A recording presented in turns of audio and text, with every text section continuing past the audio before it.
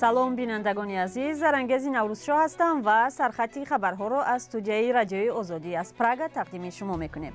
имрӯз 23 феврал аст ва дар баробари рӯйдодҳои дигар мо аз ҷалб шудани 3 вакили дифоъ барои ҳимояи 2 муҳоҷири тоҷике ки дар ҳамла бо кормандони пулиси Русия айбдор мешаванд, дархости Эмомалӣ Раҳмон барои беҳтар кардани одобу интизом дар артиш ва маҳрум шудани бархе аз бонкҳои Русия аз ҳаққи муомилот ва гирифтани қарз аз муассисаҳои молии ғарбӣ мегӯем. барои ҳимояи 2 бародаре ки дар ҳамла бо кормандони пулис дар Москав айбдор мешаванд, 3 адвокат ҷалб шудааст.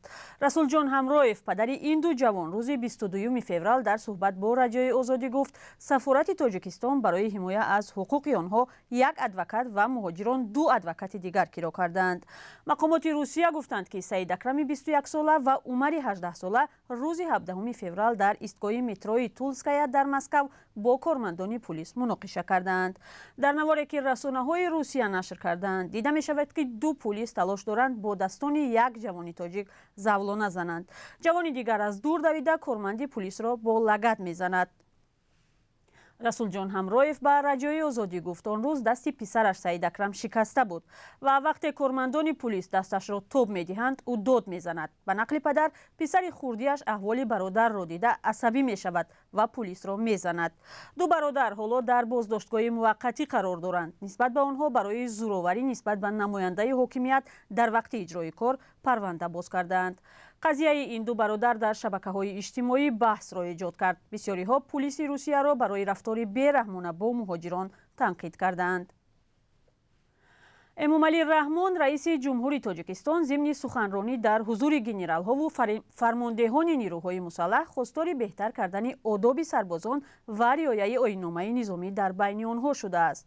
ӯ дар маросими таҷлили 29-умин солгарди таъсиси артиши миллии Тоҷикистон гуфтааст, зарур аст ки талабот нисбат ба афсаронро пурзур намуда ба баланд бардоштани сатҳи касбият, донишу ҷаҳонбинӣ, забондонӣ, одоби муошират ва обутоби маънавиву ҷисмонии афсарону сарбозон эътибори аввалин дараҷа дода шавад. дар Тоҷикистон шикоят аз бадрафторӣ дар сафи нирӯҳои мусаллаҳ зиёд аст ва ҳар сол доир ба маъюб ва ё ҳалок шудани сарбозон гузоришҳо мерасад.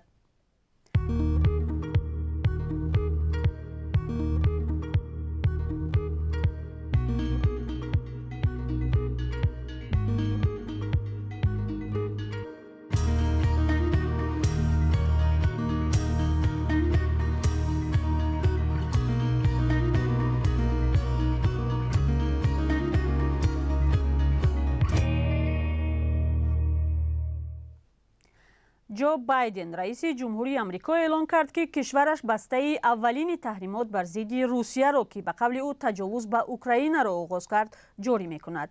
аз ҷумла 2 бонки Русия аз ҳаққи муомилот маҳрум мешаванд ва Русия дигар аз муассисаҳои молии ғарбӣ қарз гирифта наметавонад.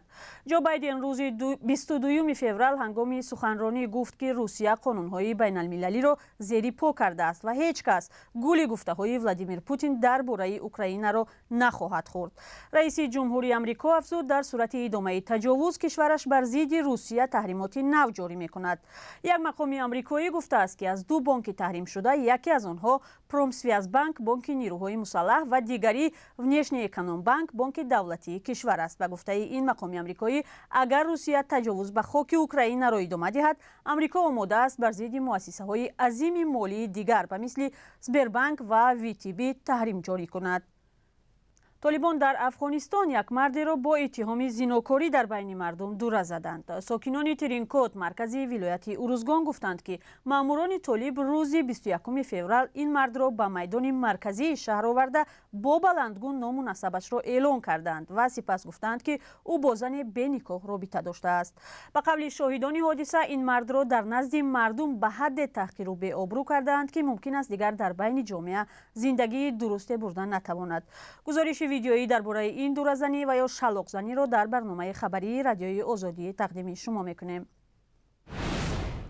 نزدیکان خورشید باباکالونوف، یک قربانی شکنجه در تاجیکستان، وزارت کارهای داخلی و دادستانی کشور را برای تحقیق به نتیجه مرگ پسرش و اجرا نکردن طلب سازمان ملل متحد ба додгоҳ кашидааст.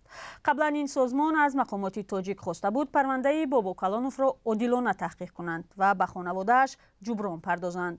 мақомоти тоҷик талаби созмони милалро иҷро накарданд. бино ба хабари Азия Плюс, Саодат Қулиева, модари Хуршед Бобокалонов, табиби 33-солаи тоҷик, ки соли 2009 ҳангоми боздошти кормандони Милли Сафавтид рӯзи 22 феврал ба додгоҳи Исмоили Сомонӣ шикоят бурда аз Вазорати корҳои дохилӣ ва додситонӣ барои ранҷҳои чандинсолааш ҷуброни молӣ талаб кардааст.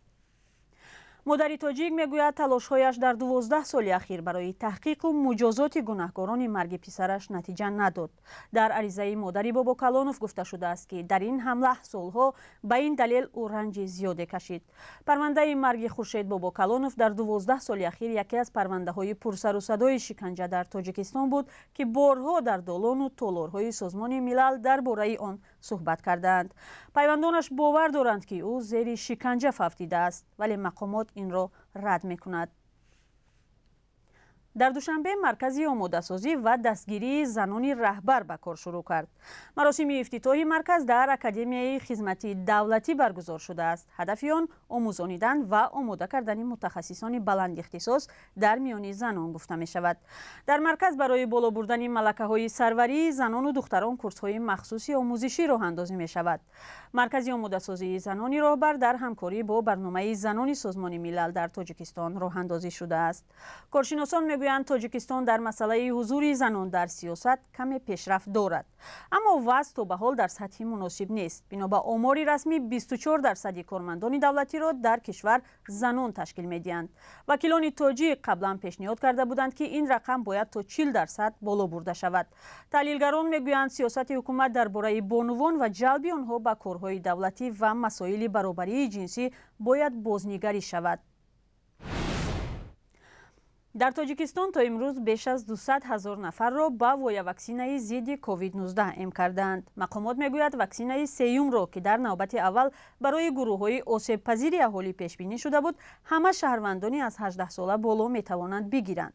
ба онҳое ки мехоҳанд давраи сеюми ваксинаи зидди коронавирусро бигиранд, дар Тоҷикистон 5 навъи ваксина – AstraZeneca, Coronavac, Moderna, Sputnik 5 ва Pfizer пешниҳод мешавад. гирифтани ваксинаи сеюм дар Тоҷикистон аз моҳи январ шурӯъ шуд. барои коҳиши сирояти COVID-19 ба гуфтаи мутахассисон бояд 60% аҳолӣ ваксинаи сеюмро бигиранд. дар ҳоли ҳозир Вазорати тандурустӣ масъалаи оғози ваксина кардани кӯдаконро баррасӣ дорад. қарор аст дар навбати аввал наврасони аз 12 сола боло бо ваксинаи Pfizer эм карда шаванд.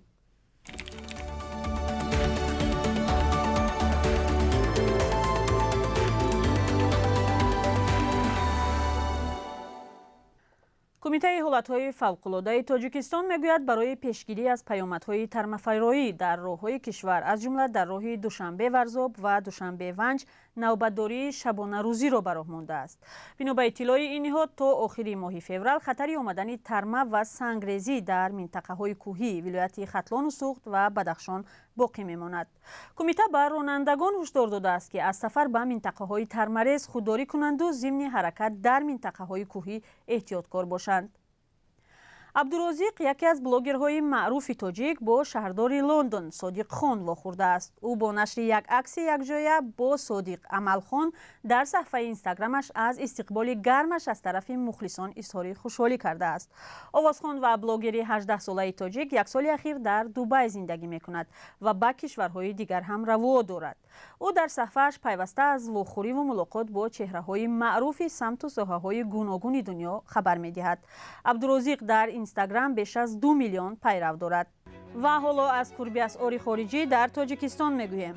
Бонки Миллӣ имрӯз 23 феврал нархи расмии 1000 рубли русиро 141 сомониву 60 дирам муқаррар кардааст.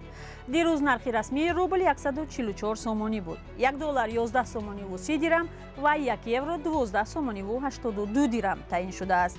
қурби миёнаи фурӯши асъори хориҷӣ дар бонкҳо ва муассисаҳои молии кишвар каме фарқ мекунад. 1 рубли русӣ дар ин нуқтаҳо аз 141 то 143 сомонӣ арзиш дорад. $1 аз 11 сомониву و 28 تا 11 سومانی و 30 درهم فروخته می شود و 1 یورو از 12 سومانی و 82 تا 13 سومانی معین شده است. سپاس از شما بیننده عزیز که خبرهای روز رو از رادیوی آزادی تماشا میکنید. برنامه‌های دیگری ما رو هم همراهی کنید. روز و روزگارتان خوش و خدا نگهدار.